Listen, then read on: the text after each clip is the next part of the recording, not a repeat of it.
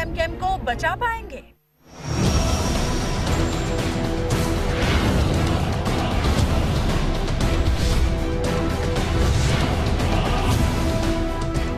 पाकिस्तान की सरजमीन अफगानिस्तान के खिलाफ इस्तेमाल नहीं होने देंगे, जनरल राहील शरीफ की यकीन दहानी।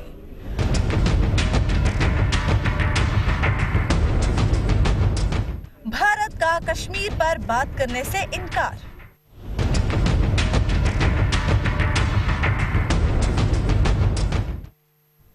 अस्सलाम वालेकुम नाज़रीन, आप देख रहे हैं प्रोग्राम खबर यह है और मैं हूं आपके साथ उस्मा नौमान। नाज़रीन, कराची में MKM के कायद की इश्तियाल अंगेज तकरीर के बाद जो कुछ हुआ और उसके बाद जो कुछ MKM के साथ हुआ वो सबने देखा और मुसलसल वो मीडिया पर रिपोर्ट भी हो रहा है और उसके बाद हम देख रहे हैं कि मुसलसल कराची में तब्दीलियां आ रही हैं। हारून साहब, आपको क्या लगता है, कराची में हम जो तब्दीलियां देख रहे हैं, MKM के दफातर मिस्मार किए जा रहे हैं, झंडे उतार दिए गए, MKM के कायद की तस्वीर उतार दी गई, ये तब्दीलियां क्या मुस्तकिल रहेंगी? देखिए, इसको बड़ी एहतियात से देखने की ज़रूरत है कि MKM किन अवामल से पैदा हुई, किस तरह ताकतवर हुई, और अब ये देखना होगा कि किस तरह वो अपना मेन स्ट्रीम में आ सकती है। तहलील करने की, उसको ख़त्म करने का जो लोग ख्वाब देखते हैं तो मेरा ख्याल है कोई दानाई की बात नहीं करते। आखिर उनकी कराची शहर के उर्दू बोलने वालों की कोई शनाख्त है, उनकी कोई तंजीम भी होनी चाहिए। सिर्फ जो शिकायत हैं उनका अजाला होना चाहिए। देखिए, MKM एक दिन में पैदा नहीं हुई, उससे पहले पख्तूनिस्तान के नारे हम सुनते रहे और अब हमारे सामने इसकी डॉक्यूमेंट्री एविडेंस है कि अब्दुल वली खां पाकिस्तान को तोड़ना चाहते थे। वो किताब आ गई है, उसमें सारी बहुत डिटेल्स हैं और उसकी इवन वो ANP की लीडरशिप भी तरदीद नहीं करती है। वो किस्सा ख़त्म हो गया, वक्त गुजरने के साथ वो मेन स्ट्रीम में आ गया। बलूचिस्तान में पै दर पै हमने 4 ऑपरेशन किए, सिर्फ अयूब खान ने नहीं और मुशर्रफ ने नहीं, भुट्टो साहब ने भी किया। लेकिन ये है कि अब वहाँ बेहतरी है, काफ़ी है। सिंधु देश का नारा GM सैयद लगाते रहे और उनके लोगों ने ट्रेनिंग की जाके इंडिया में, और फिर दादू की पहाड़ियों में अल्ताफ हुसैन के लोगों को ट्रेनिंग दी, फिर अल्ताफ हुसैन के लोगों ने वहाँ भी ट्रेनिंग की, पूना से बम्बई तक कैंप लगाए गए थे। उसको स्टेट ने कभी डिटर्मिनेटली लिया नहीं, हमने समझा नहीं।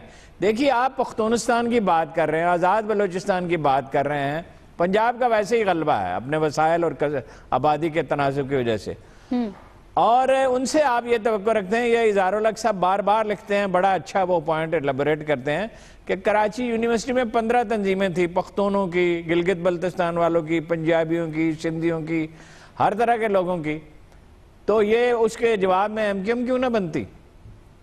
वो तो ज़हनी तौर पर मुस्लिम लीगी थे, मेन स्ट्रीम में थे, उन्होंने जमहूरियत की जद्दोजहद में हिस्सा लिया, उन्होंने मोहतरमा फातिमा जना का साथ दिया। अयूब खान के दौर में जब उन पर जुल्म हुआ तो उन्हें बड़ी मजबूरी और लाचारी का एहसास हुआ। वो कभी सिविल सर्विस में, रेलवे में, बहुत से महकमों में उनका तनासुब ज़्यादा था क्योंकि वो पढ़े लिखे थे और दारुल हुकूमत के करीबी इलाकों से आए थे। बतदरीज उनका हिस्सा कम होता गया और उनकी, देखिए, अल्ताफ हुसैन इसलिए कामयाब हुए अपनी सारी गलतियों के, बखामियों के बावजूद। उन्होंने महाजरों को एक शनाख्त अता की, उन्हें इफ्तिखार बख्शा, उन्हें नुमाइंदगी मिली और उनकी एक बारगेनिंग पोजीशन है। अब आप क्या चाहते हैं? अब आप ये चाहते हैं कि वो मेन स्ट्रीम में रहें और राह से मदद न लें, और हिंदुस्तान को आप मौका नहीं देना चाहते अमेरिका और बरतानिया को उन्हें इस्तेमाल करने का। तो उनकी बात सुने, उनकी दिलजोई करें। मैं नहीं समझता ये दफ्तर गिराने वाला जो वाक़या, इतनी बेचैनी से इसकी क्या ज़रूरत थी। अगरचे इसका एक मुस्बत पहलू है, इस्टेब्लिशमेंट की विल नज़र आ रही है, खल्क़े खुदा की भी नज़र आ रही। कल मेरा तासुर ये था कि जो तस्वीरें हटाई गई हैं वो शायद रेंजर्स ने हटाई हैं, कुछ हटाई भी उन्होंने, लेकिन फिर पता चला कि आम लोगों ने भी हटाई हैं बहुत सारी तस्वीरें। और देखिए, वो उतने ही मुहिब्ब वतन है जितने बाकी सब लोग हैं, इसमें तो कोई दो ओपिनियन नहीं हो सकती है, कोई दिलजोई की बात नहीं। वाकई यही है, उनके अबाइदाद ने तहरीक पाकिस्तान में दूसरों से कुछ न कुछ ज्यादा ही किरदार अदा किया। अच्छा, हिजरत करके आए नई सरजमीन की तरफ। हबीब साहब, अब आप उनके साथ हुस्न सलूक, बात लंबी होगी, माफी चाहता हूँ लेकिन ये जरूरी है, अब उनके साथ हुस्न सलूक करें। उनकी सड़कें टूटी हुई हैं, बल्दियाती अदारे दें उन्हें और उन्हें मौके दें, उन्हें मौके दें। जिस तरह भी वो फैसला करना चाहते हैं, उन्हें भारत की साजिशों से बचाएं, उन्हें एक्सपोज करें, इंडिया की, अमेरिका की, बरतानिया की। मैं आखिर में आपको खबर दूंगा, आज उनकी मुलाकात हुई है فاروق ستار کی اور نسرین محترمہ نسرین کیا نام ہے پورا نسرین جلیل صاحبہ ان کی اپنی امریکی نسرین جلیل صاحبہ کا امریکی کونسل سے وہ آرام سے نہیں بیٹھنے والے، نہ امریکی نہ برطانوی نہ انڈینز، وہ تصویراتی حلیف اسٹریٹجک الائنس ہے ان کا. یہ ابھی میں اس بات کو تھوڑا سا اور آگے بڑھاؤں گا تو ابھی حبیب صاحب جیسا کہ ابھی ہارون صاحب بات کر رہے تھے کہ کراچی والوں کے مسائل بھی ہیں اور ان مسائل کو حل کرنے کی بھی ضرورت ہے. کراچی والوں نے اپنا میئر تو چن لیا لیکن وسیم اختر صاحب کہاں کھڑے ہوں گے؟ دیکھیں بات یہ ہے کہ یہ بات تو بڑی اچھی تھیوریٹیکلی ہارون صاحب نے کی، لیکن پریکٹیکلی آن گراؤنڈ کیا ہو رہا ہے؟ گراؤنڈ پہ یہ ہو رہا ہے کہ آپ نے کراچی والوں کا جو میئر منتخب ہونے والا تھا پہلے اس کو پکڑ کے جیل میں ڈالا ایک نامعلوم الزام کے تحت اور ایک ایسے بدنام افسر کے ذریعے جس کی شرافت کی گواہی میرا خیال ہے اس کے گھر سے بھی ملنا مشکل ہوگی. اب آپ اس آدمی کو پھر آپ نے الیکشن لڑایا اور الیکشن جیتنے کے بعد اس کو واپس جیل میں ڈال دیا. یہ ہے مینڈیٹ کا، کراچی کے مینڈیٹ کا احترام جو ہم کر رہے ہیں. ایک یہ بات ہے. دوسری بات یہ دیکھیے کہ وہاں پر جو ہوا سب ٹھیک ہے، غلط ہوا، اس میں تو کوئی شک ہی نہیں ہے کہ الطاف حسین صاحب سے کا جو نعرہ تھا وہ بالکل غلط تھا اور اس پر خود انہوں نے بھی پشیمانی کا اظہار کر دیا. اور اچھا دیکھیں ہر بار یا جب بھی آپ پشیمانی کے قبول کرنے کے سوا اور کیا آپ کے پاس آپشن ہے؟ آپ کیا چاہتے ہیں؟ لوگوں کے لیے ٹکٹکیاں لگا دی جائیں؟ بات یہ ہے کہ انہوں نے ایک پشیمانی کا اظہار بھی کر دیا چلے، اور پھر دوسرا یہ کہ ان کی پارٹی نے بڑی میچورٹی کا ثبوت دیا اور انہیں اپنی فیصلہ سازی سے الگ کر دیا اور فیصلہ سازی کا مرکز مکمل طور پر لندن اور کراچی میں جو بٹا ہوا تھا وہ کراچی میں لے آیا. سبھی کہہ رہے ہیں کہ پارٹی کو چانس ملنا وہ کراچی میں لے آئے. لیکن اس کے بعد کیا ہو رہا ہے؟ اس کے بعد یہ ہو رہا ہے کہ اب آپ کو سب سے پہلے ملیر میں یہ خواب آیا کسی کو کہ جناب یہ جتنے یہاں پہ دفتر بنے ہوئے تھے وہ تو سب انلیگل بنے ہوئے تھے، جیسے کراچی میں انلیگل بنی ہوئی چیز سوائے ایم کیو ایم میں دفتر کے کچھ اور ہے ہی نہیں، ٹھیک ہے، باقی سب لیگلائز ہو چکا ہے. دوسری بات یہ ہے کیوں آغاز کیسے کریں گے؟ آغاز آپ کراچی کے مینڈیٹ اور کراچی کے لوگوں کی جماعت کو تباہ کر کے کریں گے؟ کیا یہ ہے کراچی سے محبت کا ثبوت؟ اس کے بعد حیدرآباد میں باوردی سیکیورٹی اہلکار وہاں پہ تصویریں ہٹائیں گے اور نعروں پہ کچیاں پھیریں گے؟ کیا یہ ہے آپ کی محب الوطنی کا ثبوت؟ بات یہ ہے کہ جو معاملہ سیاسی طور پر حل کرنا ہے اس کو سیاست کے ایمبٹ میں ہی رہنے دیں، اس کو ایڈمنسٹریشن کے ایمبٹ میں نہ لے کے جائیں. جب آپ نے جب سیاسی معاملات کو اپنے انتظامی حربوں سے حل کرنے کی کوشش کی ہے وہ ہمیشہ الجھے ہیں اور ان کے نتائج ہمیشہ خطرناک ہوئے ہیں. تو میرا خیال ہے اس سے تو آپ کو گریز کرنا چاہیے. ہارون صاحب، حبیب صاحب جو بات کریں کہ معاملے کو سیاسی طریقے سے ہی حل کرنا چاہیے. نہیں، جو سیاسی طریقے سے ہے وہ سیاسی طریقے سے حل کرنا چاہیے. اس کا جو سیاسی پہلو ہے اور جو جرم ہے، دیکھیے انہوں نے میئر کو روکا نہیں منتخب ہونے سے، کوئی پریشر نہیں ڈالا، کسی ووٹر کو پیسے نہیں دیے گئے، کسی کو گرفتار نہیں کیا گیا، کسی کو دھمکی نہیں دی گئی. یہ ایم کیو ایم والے سراسر جھوٹ بولتے تھے کہ ایڈمنسٹریشن کی مداخلت سے اسٹیبلشمنٹ کے لوگ فلاں پارٹی میں جا رہے ہیں. یہ ثابت ہوا جب بھی فیصلہ کن مرحلہ آتا ہے، الیکشن ہوتا ہے، چاہے وہ قومی اور صوبائی اسمبلی کا ہو، بلدیات کا ہو، اسٹیبلشمنٹ اس میں دخل نہیں دیتی. یہ ایک اچھی حکمت عملی ہے. باقی کبھی کبھی میں سوچتا ہوں کہ اپنے حبیب اکرم صاحب کا تعلق شاید فرقہ ملامتیہ سے ہے، لیکن فرقہ ملامتیہ والے جرائم پیشہ لوگوں کی مدد نہیں کرتے. یہ الطاف حسین کے لیے کوئی نہ کوئی دلیل ڈھونڈتے ہیں، مولانا ڈیزل کے لیے ڈھونڈتے ہیں اور لوٹ مار کرنے والے سیاستدانوں کے لیے ڈھونڈتے ہیں. بھائی سیاست یس، مگر سیاست اور جرم اکٹھے نہیں ہو سکتے. کیا کیا انہوں نے؟ 200 پولیس افسروں کو ایم کیو ایم نے قتل کیا ہے اور جنرل مشرف کی سرپرستی میں کیا ہے. اس سے پہلے بھی انہیں فوج کی کچھ نہ کچھ تائید حاصل رہی پارشلی، اور دراصل تو وہ تذبذب کا شکار رہی. نواز شریف صاحب نے 500 ٹیررسٹ رہا کیے. محترمہ نے بڑا زبردست کمال آپریشن کیا تھا اور انہوں نے وہ حماقت بھی نہیں کی تھی جو زرداری صاحب نے کی کہ اپنے لوگوں کو اسلحہ دیا ہو. آپریشن کیا، امن ہو گیا، اور اس کے بعد انہوں نے 50 کروڑ، بعد اطلاعات ہیں 75 کروڑ روپے دیے ایم کیو ایم کو. آپ سٹیٹ جو ہے اس میں وہ ڈٹرمینیشن نہیں تھی روکنے کی. اور یہ بات صحیح ہے کہ ایم کیو ایم واحد گروہ نہیں ہے جو قانون توڑتا ہے، اور بہت سے لوگ ہیں، مثلاً مشرف کے زمانے میں مولویوں کو کھلی چھٹی دی گئی پختونخوا میں، انہوں نے یعنی پوری قبائلی پٹی اور پورا سوات اس پہ قبضہ کر لیا. اور مولانا فضل الرحمان اور جماعت اسلامی والے ان کا مقدمہ لڑتے رہے. تو یہ ٹھیک ہے، کسی ایک کو ٹارگٹ نہیں کرنا چاہیے. لیکن الطاف حسین نے یہ کہتے ہیں کہ پشیمانی، یہ پشیمانی ہے کوئی خدا کا خوف کریں یار. اچھا اس کے بعد 2 تقریریں انہوں نے اور کی ہیں, اس میں سے ایک میرے پاس موجود ہے, افسوس کہ سنائی نہیں جا سکتی. امریکہ میں انہوں نے تقریر کی, ساؤتھ افریقہ میں کی. سیاست یس, دلجوئی ٹھیک ہے, نرمی کرنی چاہیے, بلکہ میں کہتا ہوں نرمی کرنی چاہیے, مواقع دینے چاہیے مہاجروں کو, لیکن جرم کو اگر آپ ٹالریٹ کریں گے, جس طرح پہلے وہ گنڈا گردی کرتے تھے, راہ سے مدد لیتے تھے, امریکہ سے لیتے تھے, برطانیہ سے لیتے تھے, اسی طرح جرم کو ٹالریٹ نہیں کیا جائے, نرمی کی جائے, اور کسی کے دفاتر ہیں ناجائز بنے ہوئے وہ بھی توڑے جائے. بات یہ ہے کہ جب ہمارا جو مسئلہ ہے نا وہ ہے سلیکٹیو جسٹس کا. میں ان لوگوں کا, چاہے وہ مولانا فضل الرحمان ہوں, تمام لوگ ہوں جن کے پاس مینڈیٹ ہے, جن کے ساتھ لوگ چلتے ہیں, لوگوں نے ان کو عزت اور احترام دیا ہے, میں ایک صحافی کے طور پہ ان کے عزت اور احترام میں کوئی کمی نہیں کروں گا, ٹھیک ہے, اور میں بطور انسان بھی ان کی ویلیو کرتا ہوں ان کو, وہ بڑے اعلیٰ لوگ ہیں.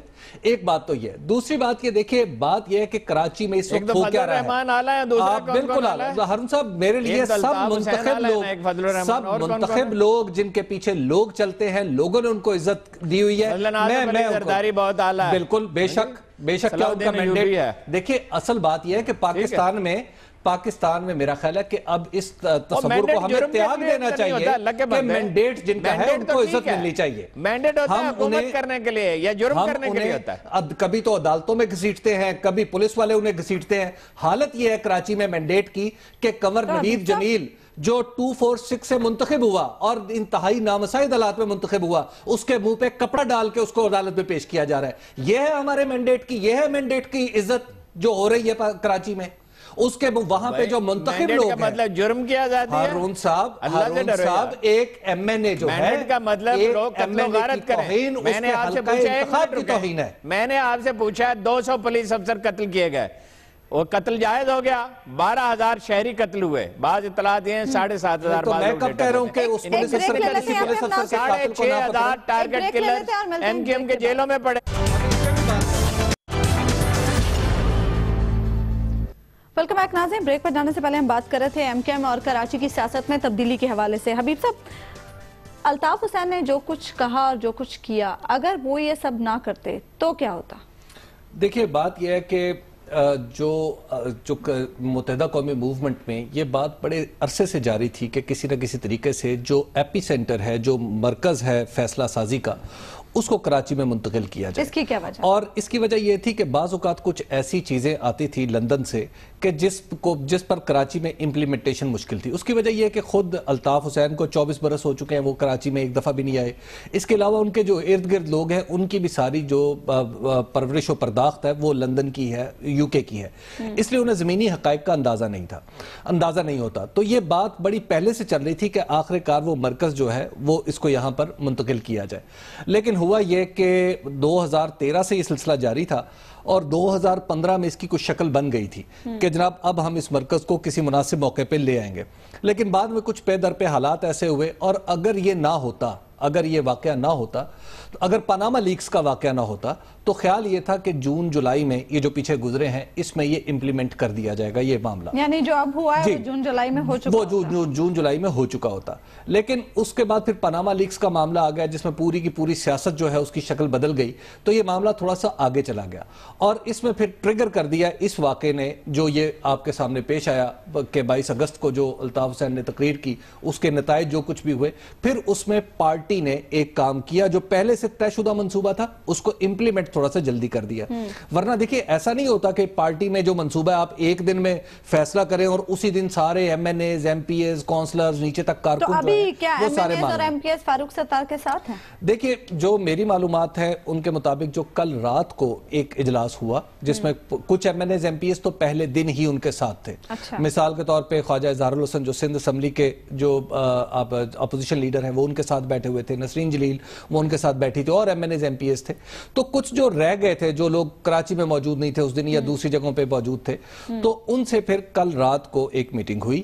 کل رات کی جو میٹنگ میں یہ طے پایا اور تمام لوگوں نے جو فاروق ستار کے فیصلے کی توثیق کر دی کہ یہ جو جتنے بھی معاملات پہلے لندن سے چلا کرتے تھے اب وہ مکمل طور پر پاکستان کے اندر یعنی کراچی میں ہی چلا کریں گے. لندن سے تو کچھ اور باتیں آ رہی ہیں. دیکھیں لندن سے کیا بات آئی ہے, لندن سے بھی یہی بات آئی ہے کہ الطاف حسین, دیکھیں بات یہ ہے کہ واسع جلیل ان لوگوں میں شامل نہیں تھے جو جن کو اس منصوبے کی ڈیٹیلز اور جزیات کا پتہ تھا. واسع جلیل کا خیال یہ تھا کہ ایک خاص انداز میں اس فیصلے کو ہونا تھا اور اس کی زبان جو تھی وہ بھی کچھ طے شدہ تھی۔ ہارون صاحب، آپ کو لگتا ہے کہ فاروق ستار تمام کارکنوں کو، تمام M N As, M P As کو اپنے ساتھ لا پائیں گے؟ اچھا، پہلے تو آپ اس پہ غور فرمائیے کہ اس کی بجائے جب وہ الطاف حسین اور غداری کا وہ ارتکاب کرتا ہے، راہ سے پیسے لیتا ہے اور جنوبی افریقہ میں ٹھکانے بناتا ہے، بینکاک میں، اور پاکستان میں شہریوں کو قتل کرتا ہے، تو حبیب صاحب اسے پٹ کس طرح کرتے ہیں کہ انہیں زمینی حقائق کا علم نہیں ہے۔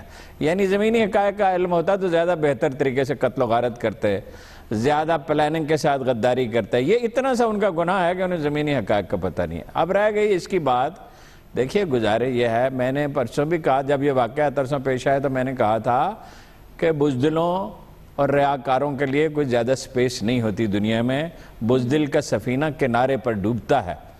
یہ اتنی ہمت ان میں نہیں ہے کہ یہ ڈٹ کے بات کریں۔ بعض لوگ سمجھتے ہیں ان کی حکمت عملی ٹھیک ہے، یہ وقت ثابت کرے گا کہ ہمارا تبصرہ درست ہے، یہ ان کی ٹھیک ہے۔ ایم کیو ایم نہیں ٹھہر سکتی اب، یعنی الطاف حسین کی ایم کیو ایم نہیں ٹھہر سکتی۔ ایم کیو ایم کو تو رہنا چاہیے، کراچی کی نمائندگی کرنے والی تنظیم کو سیاسی میدان میں پوری آزادی اور پوری سہولت کے ساتھ برقرار رہنا چاہیے، وہ تو ٹھیک ہے۔ یعنی ایم کیو ایم لیکن یہ کہ کل تک یہ غداری کرتے رہے، بات سنیں، کل تک یہ غداری میں شریک تھے، جرم میں شریک تھے۔ اب ان کا کام یہ ہے کہ ایک تو اس کو پوری طرح ڈسون کریں، دوسری قوم سے بار بار معافی مانگیں۔ اس کا طریقہ یہ نہیں ہے کہ اب چونکہ ہم نے راہ راست اختیار کرنے کا ارادہ کیا ہے تو ہمیں چومے چاٹیں، ہمیں گود میں اٹھائیں، ساری قوم ہماری مدد کرے۔ آپ اپنی مدد خود کرو۔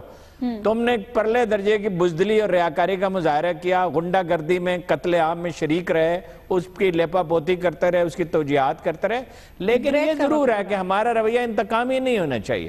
اگر کوئی سدھرتا ہے تو اسے سدھرنے کا موقع دینا چاہیے۔ دیکھیں، یہ جو باتیں ہارون صاحب نے ابھی کی ہیں، بس یہ ساری کی ساری جو ہیں دو جگہ پہ پائی جاتی ہیں۔ یا تو ہارون صاحب کے پاس ان کا کوئی ثبوت ہے، یا کراچی میں یہ پریس ریلیزوں کی صورت میں جاری کی جاتی ہیں۔ اس کے علاوہ تو مجھے اب تک ان میں صداقت مجھے اب تک نہیں ملی۔ مجھے تو اب تک ان میں کوئی صداقت لکھا ہوا ایک افسانہ ہے جو ہم پڑھ کے سناتے ہیں، کبھی کوئی وہاں قتل ہوا ہی نہیں، نہ پولیس افسر ہوا، نہ ہم لوگ۔ جاری رکھیں گے۔ ویلکم بیک ناظرین، بریک پر جانے سے پہلے ہم بات کر رہے تھے ایم کیو ایم اور کراچی کی سیاست میں تبدیلی کے حوالے سے۔ ہارون صاحب، ایک سوال جو کہ سب کے ذہنوں میں ہے، حکومت کی جانب سے کچھ نہیں کیا گیا ابھی تک اس فورم پر، صرف رابطہ کیا جاتا ہے، کوئی شواہد، کوئی چیزیں برطانیہ کو نہیں دی گئی، برطانیہ سے نہیں کہا گیا کہ اس حوالے سے کوئی کیس بنایا جائے، کوئی مقدمہ بنایا جائے، ایسا کیوں ہے؟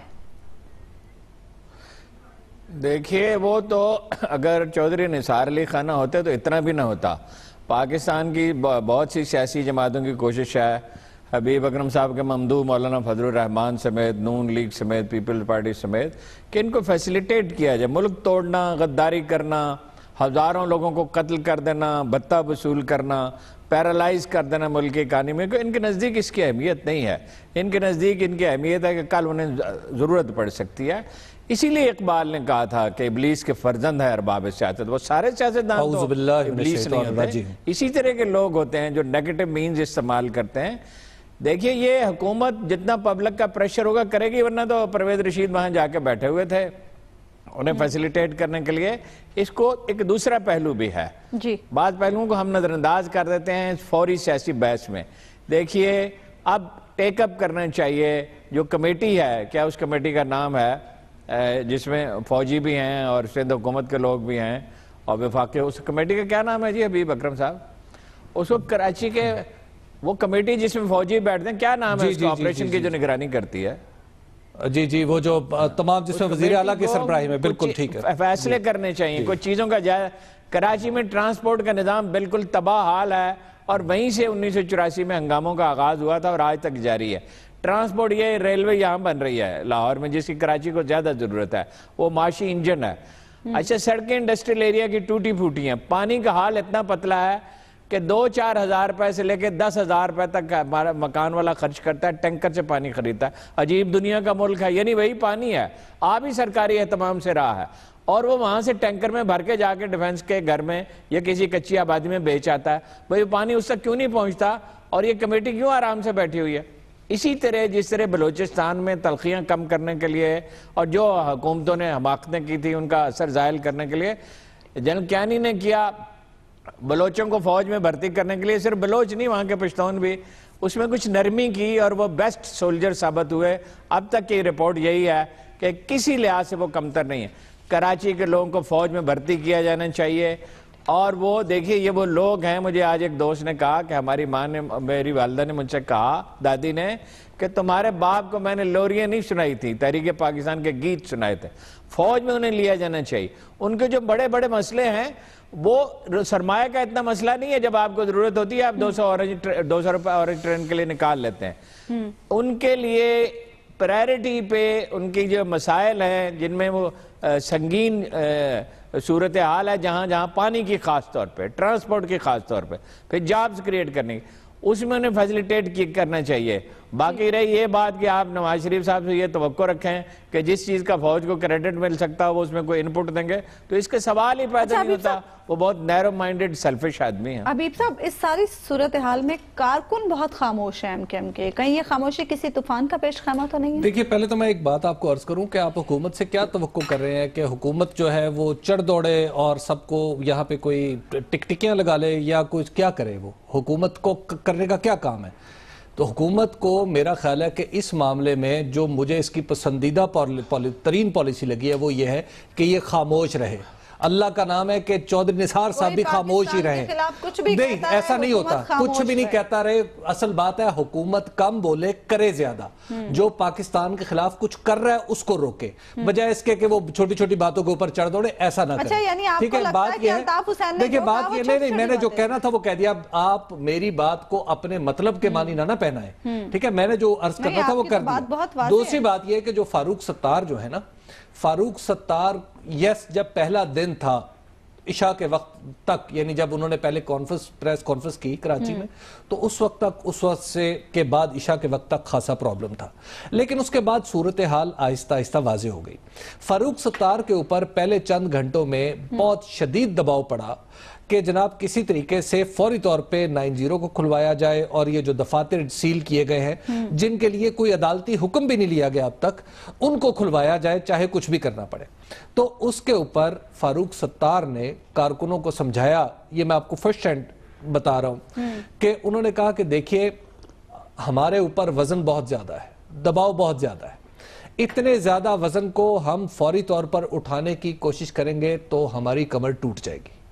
دیکھیے اس وقت فاروق ستار کے سامنے جو سب سے بڑا کام ہے وہ یہ ہے کہ اپنی جماعت کو اکٹھا کریں، ان کو یہ اعتماد دیں کہ آپ کو کوئی کچھ نہیں کہے گا اگر آپ نے کچھ نہیں کیا ہوا، اور دوسری بات یہ ہے کہ آپ آہستہ آہستہ وہ سب لوگ ان کے اندر اعتماد پیدا کریں کہ کراچی میں ہونے والے فیصلوں کی پاسداری ان کے لیے ممکن ہو سکے۔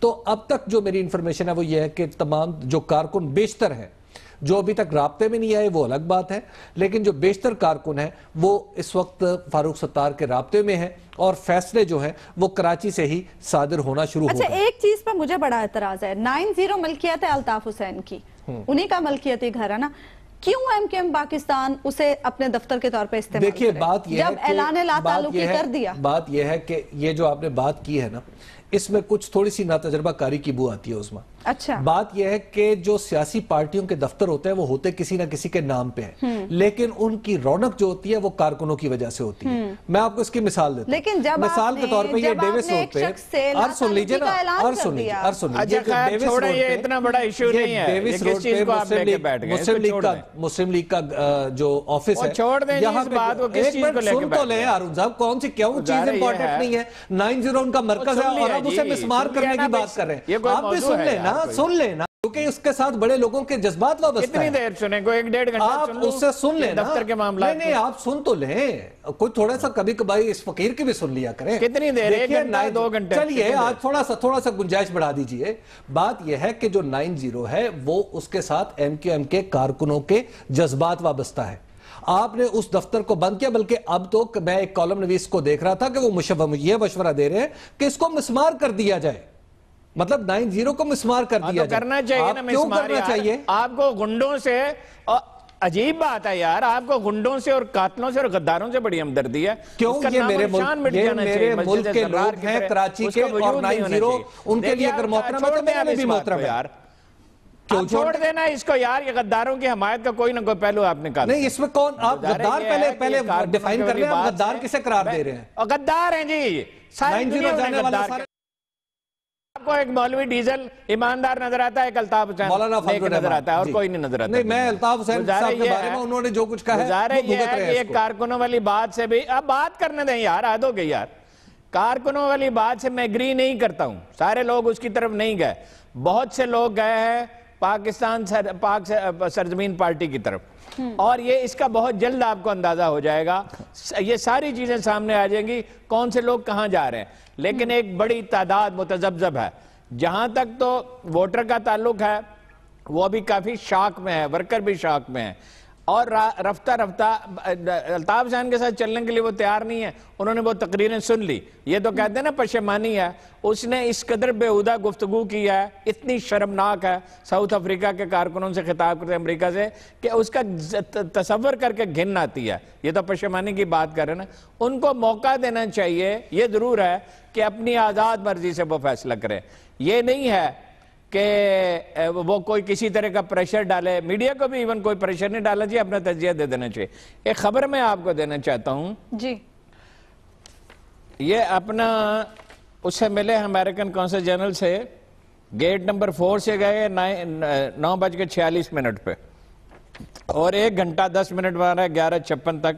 میرے ایک بہت اچھے سورس نے, ایک دوست نے رادر مجھے بتایا, اور وہ ایک بلیک کار رنگ کی جیپ میں تھے, اور 2 موبائلیں ان کے ساتھ, ایک اسپیشل برانچ کی, ایک پولیس کی.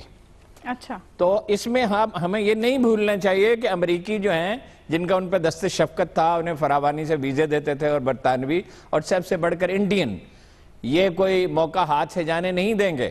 پاکستان دیکھیے, سوائے احمقوں کے اور غداروں کے ہر شخص جانتا ہے کہ انڈیا کا منصوبہ کیا ہے. انڈیا کا منصوبہ اگر وہ بلوچستان میں تخریب کاری کرتا ہے, کراچی میں قتل و غارت کرتا ہے, اور قبائلی علاقے میں طالبان کی مدد کرتا ہے, تو وہ بالکل واضح ہے, اور وہ اس کو چھپاتے نہیں ہیں. اجیت دوول نے اس کی پوری وضاحت کی, وہ پاکستان کو توڑنا چاہتے ہیں. اس پہ ویجیلنٹ رہنے کی ضرورت ہے. ہر چیلنج میں مواقع چھپے ہوتے ہیں. اگر ان مواقع کو ہم آئیڈینٹیفائی کر سکیں, اپنی پولیس بہتر کریں, انٹیلیجنس بہتر کریں, اور میڈیا میں اس طرح کی گفتگو غیر ذمہ دارانہ نہ کریں, تو پاکستان اس سے سرخرو ہو کے نکلے گا. کس طرح کی غیر ذمہ دارانہ گفتگو؟ یعنی کراچی کے ووٹروں کو ان کا حق ملنا چاہیے, میئر کو آزاد ہونا چاہیے, میئر کو جیل سے نکال دینا چاہیے, ان کے جو ایم کے دفتر کرائے جا رہے ہیں. بارہا وضاحت کی ہے, اب آپ الجھانا چاہتے ہیں. دوسری بات ہے, پولیس افسروں کو قتل نہ کیا جائے, معصوم شہریوں کو قتل نہ کیا جائے, انڈیا میں ٹریننگ حاصل نہ کی جائے, راہ سے پیسے نہ لیے جائیں, کو کینسر نہ کہا جائے, ایک بریک لے لیتے ہیں, گالیاں نہ دی جائیں. بریک کے بعد بھی ہم گفتگو کا سلسلہ جاری رکھیں گے.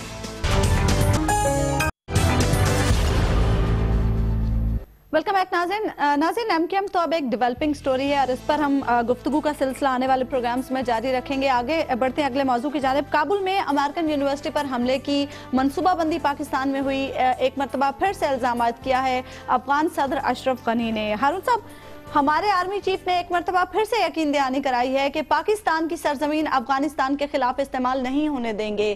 کیوں ہم بار بار ان کو یقین دہانی کراتے ہیں اور وہ پھر بار بار ہم پر الزام تراشی کرتے ہیں؟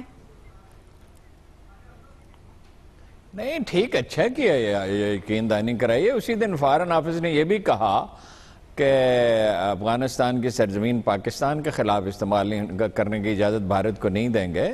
تو یہ ٹھیک, دونوں باتیں اپنی جگہ پہ صحیح ہیں. اور دیکھیے اس کا حل ایک ہی ہے, وہ پنجابی میں کہتے ہیں 100 گز رسی اور سرے پہ گانٹ. بات یہ ہے کہ یہ اس بارڈر کو بالکل کسی بھی بین الاقوامی سرحد کی طرح بند کرنا ہوگا. چونکہ دونوں طرف ایسے قبائل ہیں جن کی خاندان بٹے ہوئے ہیں, لہذا ان کے آمد و رفت کی سہولت ہونی چاہیے, اور قانون موجود ہے کہ اتنے کلومیٹر کے ایریے میں آنے والوں کو فیسیلیٹیٹ کیا جائے, جو فیسیلیٹیشن ممکن ہو وہ کرنی چاہیے. لیکن بارڈر 1100 کلومیٹر کی خندق ہم نے کھود لی ہے, باقی 1200-1300 کلومیٹر کی 1300 کچھ کلومیٹر کی کھودنی ہوگی. یہ دنیا کا سستا ترین ڈیفنس ہے, اگر یہ ہو جائے، دیکھیں اس وقت بھی جو مشرف کے دور میں بارودی سرنگیں بچھانے کی بات کی انہوں نے مخالفت کی، اب بھی وہ مخالفت کر رہے ہیں، اس کا کوئی حل نہیں۔ تو اس کے لیے کہ وہ مداخلت کی آزادی چاہتے ہیں، سمگلنگ کی آزادی چاہتے ہیں، جو نہیں دی جا سکتی۔ پاکستان کو دنیا میں یہ ایشو اٹھاتے رہنا چاہیے اور کام کرتے رہنا چاہیے۔ 14 فٹ چوڑی اور 11 فٹ گہری خندق، 11 فٹ چوڑی اور 14 فٹ شاید گہری خندق ہے، اس کو وہ کرنا چاہیے۔ باقی جو سہولت انہیں دی جا سکتی ہے وہ دی جائے، یہی مسئلے کا حل ہے۔ بالکل پاکستان کی سرزمین استعمال نہ صرف ہونی نہیں چاہیے، بلکہ اگر کوئی کرتا ہے اور پکڑا جاتا ہے تو اسے افغان حکومت کے حوالے کرنا چاہیے، اور افغانستان کے داخلی معاملات میں ہمیں کوئی مداخلت نہیں کرنی چاہیے۔ وہ ہم اپنے معاملات خود سیٹل کریں، وہاں اشرف غنی حکومت میں ہو یا طالبان جو پبلک کی سپورٹ سے حکومت میں آتے ہیں، جو بھی آتا ہے یہ ہمارا درد سر نہیں ہے۔ حبیب صاحب آپ کو کیا لگتا ہے اشرف غنی صاحب چاہتے کیا ہیں؟ بار بار الزام میں تراشی۔ آپ کو ایک عرض کروں، مجھے کچھ ڈپلومیٹکلی مجھے کچھ اچھا نہیں لگا کہ یعنی یہ ہو سکتا ہے واقعے کی ضرورت ہو سکتا ہے ڈپلومیسی کی ضرورت ہو، لیکن میں خالصتاً آپٹکس اور پالیٹکس کی بات کر رہا ہوں، کاسمیٹکس کی بات کر رہا ہوں۔ مجھے اچھا نہیں لگا کہ ہمارے جو آرمی چیف ہیں وہ افغان صدر سے بار بار بات کریں۔ ہمارے آرمی چیف دنیا کی یعنی عالم اسلام کی سب سے بڑی فوج کے سپہ سالار ہیں۔ مجھے یعنی ذاتی طور پہ بطور پاکستانی مجھے یوں لگتا ہے کہ جیسے ہم نے ان کو جب ہمارے آرمی چیف انہیں فون کرتے ہیں تو ہم افغان صدر کا درجہ کچھ زیادہ بڑھا دیتے ہیں۔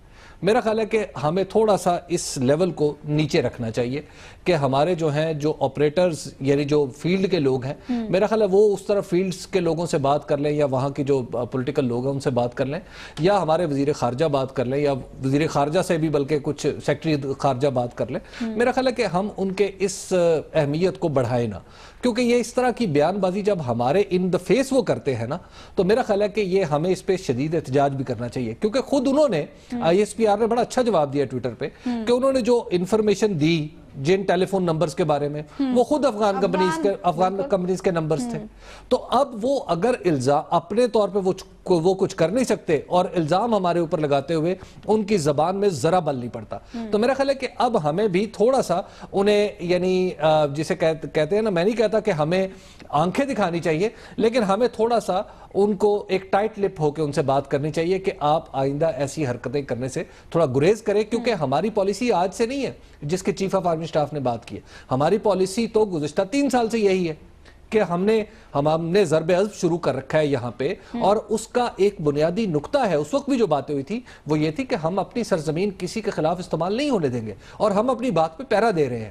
انہیں چاہیے کہ وہ اپنا ہاؤس ان آرڈر کریں۔ اچھا، ایسا جب بھی کوئی واقعہ ہوتا ہے امریکہ کی طرف سے ہمیں بھی انسٹرکشنز آ جاتی ہیں کہ جی پاکستان اور سنجیدہ ہو کر اس کو معمول کی بات ہی سمجھنا چاہیے، اس کو معمول کی۔ میں جو پروگرام کا وقت غالباً ختم ہو رہا ہے تو میں ایک بڑا اچھا ہارون صاحب شہزاد صاحب ہیں کوئی، انہوں نے ایک ٹویٹر پہ مشورہ بھیجا اور اس کی دلچسپی ہے، دلچسپ ہونے کی وجہ سے عرض کروں، وہ یہ انہوں نے کہا کہ this is best time for Pakistan Tehreek Insaf کہ وہ جائیں اور MKM کے فاروق ستار سے بات کریں اور پاناما لیکس کے معاملے پہ انہیں اکٹھا کر لیں، اپنے ساتھ ملا لیں، اور دونوں مل کے اس کیمپین کو آگے لے کے چلیں۔ یہ کیسے کریں؟ فیصل وابڈہ صاحب تو کل کہہ رہے تھے کہ پاناما لیکس سے میاں صاحب کو بچانے کے لیے الطاف حسین نے ڈرامہ کیا۔ گزارے یہ ہے کہ اگر ایسے ہی دانا ہوتے تو 2013 میں ان کی کم از کم 90 سیٹیں تو ہوتی۔ تمام سروے یہ کہہ رہے تھے، ایک نہیں مختلف اداروں کے، وہ ان کا حال بھی یہی ہے، جو کچھ کاٹتے ہیں اس کو ادھیڑتے رہتے ہیں۔ اگر یہ ان کو سمجھ ہوتی تو وہ تو 3 دن پہلے انہیں کراچی جانا چاہیے تھا، رات بھر ہی چاہے رہتے، آخری فلائٹ پہ چاہے جاتے، اور رات کو 2-3 گھنٹے لوگوں سے وہاں اپنی پریزنس عمران خان کو شو کرنی چاہیے تھی، مگر افسوس کہ خود بھی انہیں سیاست کا پتہ نہیں ہے، مشیر بھی وہ رکھتے ہیں شاہ محمود جیسے کہ جنہیں بالکل سمجھ نہیں ہے کس وقت کیا کرنا چاہیے۔ تحریک انصاف کو تو 9 لاکھ ووٹ دے دیے تھے 2013 میں کراچی کے شہریوں نے، کس لیے دیے تھے؟ ان کو متبادل کے طور پہ دیکھ رہے تھے، انہوں نے ٹیکن فار گرانٹڈ لیا کہ یہ ہمارا استحقاق ہے، ہم کوئی بڑے برگزیدہ لوگ ہیں۔ بھائی وہاں جاتے کراچی کے شہریوں کی ایک خاص نفسیات ہے، وہ ووٹ جسے دیں گے اس سے توقع رکھیں گے کہ ان کا آدمی ہو، ان کا دفتر ہو جس سے وہ مل سکیں، اپنا مسئلہ بیان کر سکیں۔ کراچی پر بڑی شفاق حکومت مسلط ہے، مسئلہ حل کرنے کے لیے چھوٹے سے چھوٹا بھی پریشر چاہیے ہوتا ہے، اس کی تو انہیں سمجھ نہیں ہے۔ باقی میں آپ کو وثوق سے کہتا ہوں نام لیے بغیر کہ کراچی کے سارے لیڈر पी टी आई के एक दूसरे से लड़ते रहते हैं, एक दूसरे की गिबत और मजम्मत करते हैं, कभी उन्होंने पार्टी की फिक्र की नहीं। और इमरान खान साहब उन्हें लीडर बनाने के बजाय जाती दोस्तों की तरह ट्रीट करते हैं। अभी एक दोस्त आ गया, दूसरा आ गया, तीसरा आ गया, उनका ख्याल है कि मैं खुद इतना अहम हूं कि मेरे बल पे हो जाएगा। और भाई आप ईमानदार आदमी, आपने शौकत खानम बनाया, आपने निमल यूनिवर्सिटी बनाई, वर्ल्ड कप जीता, बजाय इरशाद है। मगर जो दुनिया के मुअज़्ज़ज़ तरीन लोग थे, अल्लाह के पैगंबर लोगों के घरों और दरवाजों पे जाते थे, हालांकि उनकी कोई मनफियत नहीं थी। वैसे हारून साहब, मौलाना चाहिए, मुल्क को आप गवर्न करना चाहते हैं, लेकिन किसी के पास जाने के लिए आज आप मौलाना फजलुर रहमान के साथ जो सलूक करते हैं वही इमरान खान के साथ करें। हालांकि मेरी नजर में इमरान खान की उतनी ही इज्जत है जितनी मौलाना फजलुर माकूल इंसानों में उनका तो शुमार नहीं होता, लेकिन इमरान खान अगर गलती करेंगे तो क्या किया जाए। खत्म, आपसे मुलाकात होगी इंशाल्लाह कल, अल्लाह ने के बाद।